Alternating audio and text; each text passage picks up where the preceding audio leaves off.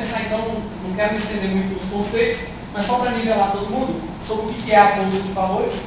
Então a gente escuta falar, né, a Bolsa de Valores, o mercado de ações. Pessoal, esse desenho que eu coloquei aqui para vocês para falar do que é a Bolsa de Valores, sem dúvida nenhuma, é a melhor analogia que a gente pode fazer. A Bolsa de Valores é que nem a Feira Livre, lá no centro da cidade. Quando você vai na Feira Livre, você tem compradores e vendedores, você tem os clientes, você tem os feirantes, alguns interessados em comprar, outros interessados em vender.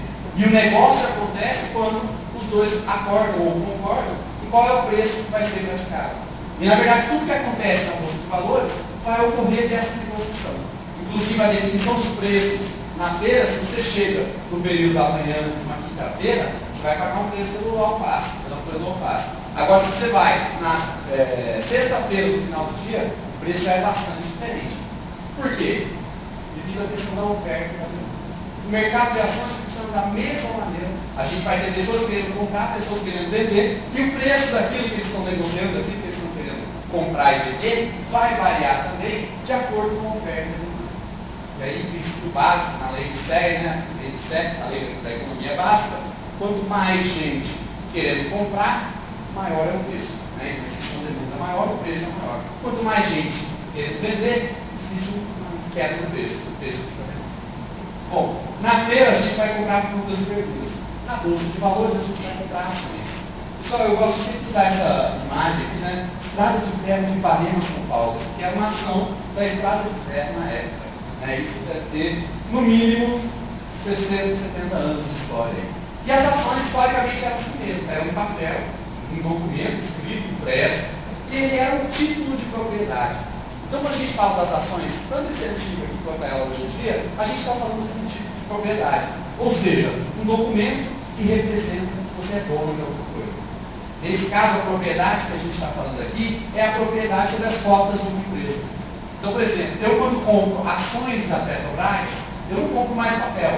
Né? Hoje em dia isso é tudo controlado pela CVM, que é a Comissão de Valores Mobiliários, para que a gente possa fazer esse controle digitalmente. Né? Não precisa toda vez que eu compro, alguém vai me mandar um fax com um documento, ele vai ficar arquivado no cofre, como era antigamente. Hoje em dia esse controle é feito através das corretoras, são as empresas que fazem intermediação das ações e acabam por fazer todo o controle dessas transações. Imagina aquela pessoa que faz compras e vendas de ações durante o dia, várias compras e vendas, se ela tivesse que receber um papel assim.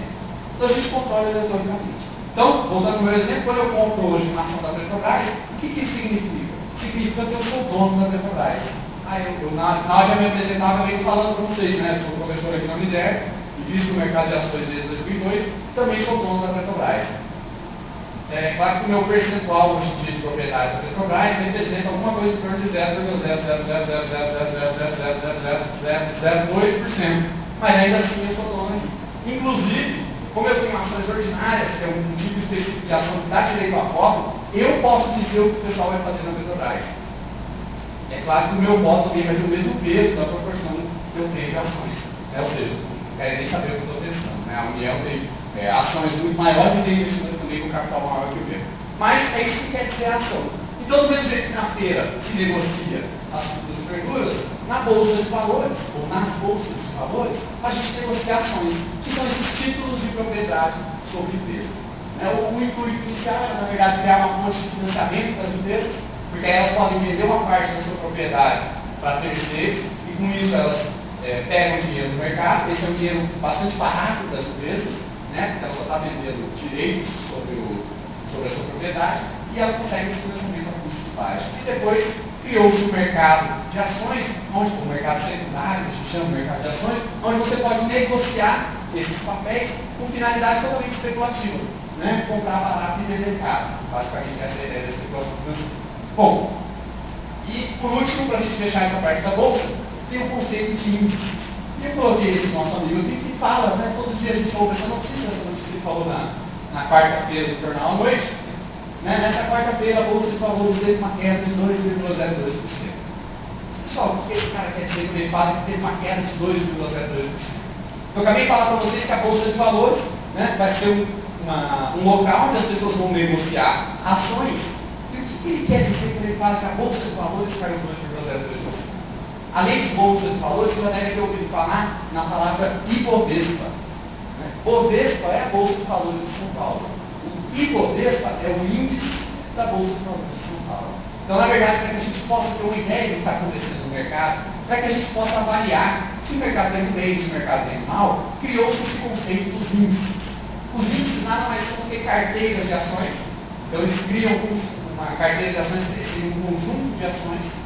Isso também é virtual, ninguém está com essas ações compradas exatamente, mas você cria um índice com uma proporção de cada uma das ações.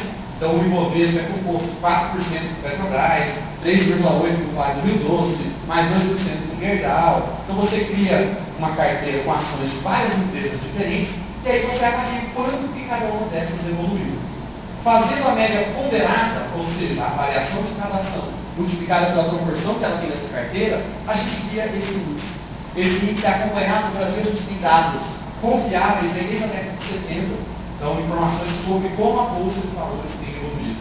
Os dados que eu vou trabalhar com vocês aqui hoje, principalmente do Ibovespa, são mais recentes, tem coisa dos 96, talvez 97 para frente. Só para exemplificar, só para que a gente possa passar os conceitos.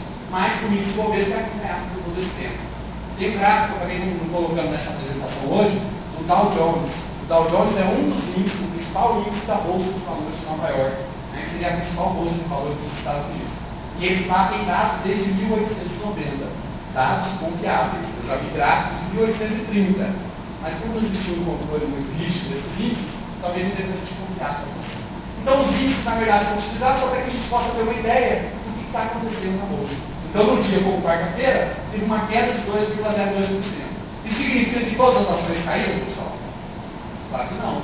Tem ações que caíram e tem ações que subiram. Mas dentro daquela ponderação, daquela proporção de cada uma das ações, de maneira geral, o mercado estava em queda. Então, às vezes, você vai ter dias que vai ter uma queda de 2%, 3%, mas que algumas ações podem apresentar bons resultados. Então, um dia como hoje, a Bolsa caiu 6,44, 6,48, se eu não me engano, é um dia que quase com certeza, a maior parte, aliás, com certeza a maior parte, quase com certeza todas as ações estavam apresentando resultados negativos. Então, é uma maneira da gente aferir. Então, o que isso indica para nós? O que indica lá na quarta-feira, quando caiu 2%? Que a demanda está menor do que a oferta. Ou seja, tem mais gente querendo vender ações, querendo sair fora das ações, do que gente querendo comprar.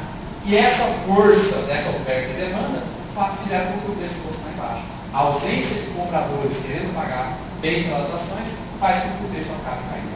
Então, esses são os conceitos básicos. Aí eu coloquei um gráfico do Ibovespa. Esse aqui eu falei para vocês, pessoal. Esse é um gráfico muito legal, porque ele mostra desde 1996 até dezembro de 2007.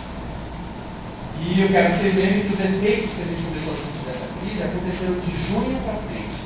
Então, vocês veem a gente olhando esse gráfico, pedir uma opinião de vocês, pessoal. Qual a impressão que dá quando a gente olha o gráfico desse? O negócio está decolando. E você olha para ele aqui, uma impressão legal, como se tivesse que comprar alguma coisa, para comprar um negócio assim, comprar um negócio que está escalando, ele está subindo. Espera aí que a história é um pouquinho mais complicada que isso. Então, essas são as informações só para a gente nivelar a parte das bolsas de valores. Tem muita gente que fala que a bolsa de valores é uma montanha russa. Vocês viram ali, a gente voltando aqui no gráfico, os preços sobem e descem. Então a gente tem lá variações de preço. De 2003 para cá, mais ou menos quando começa aquela subida, mais ou menos ali 30, 40% do gráfico, a bolsa praticamente só sobe, pelo menos em tendência geral. Tem alguns períodos de queda, a gente pode encontrar no meio do caminho, mas de regra, a bolsa vai se comportando da mesma maneira que a montanha russa. Ela vai subindo e descendo. A grande questão é que esse ano a montanha russa foi um pouquinho diferente. Então, eles falam que essa é a montanha russa da bolsa, a montanha russa da bolsa de valores. Então a galera estava vindo, lembra aquele gráfico que a gente estava olhando lá? O pessoal estava animado para subir, só que de repente a queda foi desse jeito. Achei legal esse cartão, pessoal, que mostra uma queda muito grande. Eu não, outro parece que eu fiz aqui uns 3, 4 meses atrás, eu mostrei um gráfico assim, era 29 dias para subir e 6 dias para cair. Ou seja, que a bolsa vai escalando na subida e ela demora, vai acumulando essa alta. Então a bolsa está desde 2003 subindo. De repente dá uma crise dessa, dá uma força de venda, a queda é muito brusca. Isso a gente sente diretamente no bolso, principalmente quando a gente está comprado. Deixa eu chegar nas histórias do